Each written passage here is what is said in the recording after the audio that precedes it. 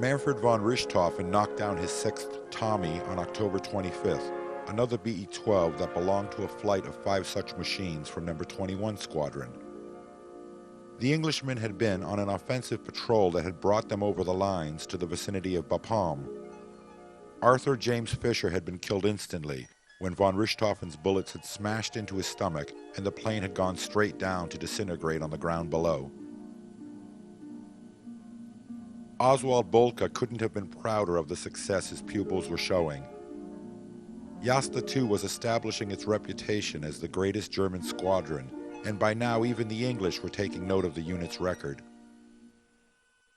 On October 25th, Boelcke took his 2 best pilots, Manfred von Richthofen and Erwin Boehme, on a patrol that eventually led them into a scrap with British single-seaters belonging to No. 24 Squadron.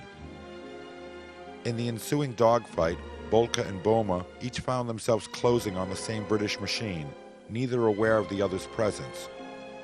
With Boehme above, the 2 Albatross scouts briefly collided, and Boelcke's machine dropped like a stone, its upper wing buckled in trailing fabric. Minutes later, the pilot's lifeless body was pulled from the wreckage of his smashed airplane. The great Oswald Boelcke, victor of 40 aerial combats, was dead at the age of 25. The pilots of Jasta II were stricken with shock and grief at the loss of their mentor. Erwin Boehme, blaming himself for the accident, had to be talked out of committing suicide. As the fatherland mourned the loss of its greatest flyer, Boelcke was buried with honors at the cathedral in Cambrai. Von Richthofen, Boelcke's greatest student, carried his leader's medals in the procession. The Royal Flying Corps acknowledged their fallen opponent by dropping a wreath over Cambrai bearing the inscription, "To the memory of Captain Boelcke, our brave and chivalrous foe." Jasta II was officially renamed Jasta Boelcke, a name the squadron still bears to this day. In the days following Oswald Boelcke's death, Manfred von Richthofen continued to drive British aircraft from the skies over the Somme.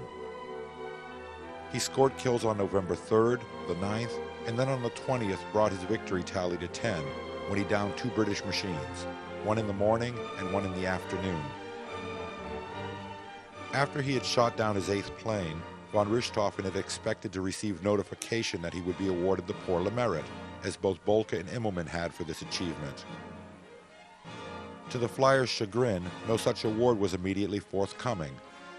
The High Command, recognizing that the nature of the air war was becoming such that a pilot might reach the 7 victory mark in a relatively short time, raised the requirement to 16 victories. Manfred would have to wait for his Blue Max. After Boelcke had fallen, the leadership of Jasta II had been handed to Lieutenant Kehrmair, who had 10 victories of his own when he took charge of the unit. Kehrmair's command was to be short-lived. On November 22nd, he lost his life after a fight with 2 flyers from RFC Squadron No. 24. Stationed at Bertangles, No. 24 Squadron was, like Jasta II, a fighting unit of seasoned flyers that had been hand-picked by England's most famous pilot, Major Leno Hawker. Originally formed around the new de Havilland fighters to counter the Fokker Scourge, the squadron was now primarily assigned to providing escort for the busy British 2-seater squadrons operating over the front. On the day after Jasta II lost its new commander to pilots from No. 24 Squadron, the British unit was to lose its own leader as well. On November 23rd, Manfred von Richthofen won his 11th aerial duel over what would be the most famous opponent of his career.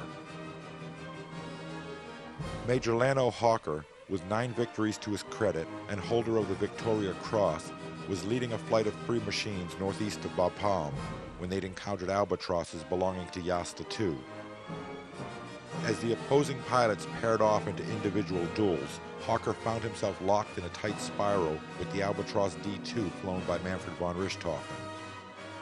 Around and around they went, first to the right, then to the left, neither flyer able to gain advantage over the other. As the pair of planes came lower and lower to the ground, Hawker knew that his situation would soon be critical. His fuel was by now running low, and the prevailing winds blowing to the east would only serve to make the trip home more difficult. With the ground now only 150 feet below, Hawker made his bid for a dash towards the British lines, and von Richthofen, seizing the opportunity, got off a burst that hit the Englishman in the back of the head. Hawker's machine crashed in the shell-pocked landscape just a mile or so short of the front lines.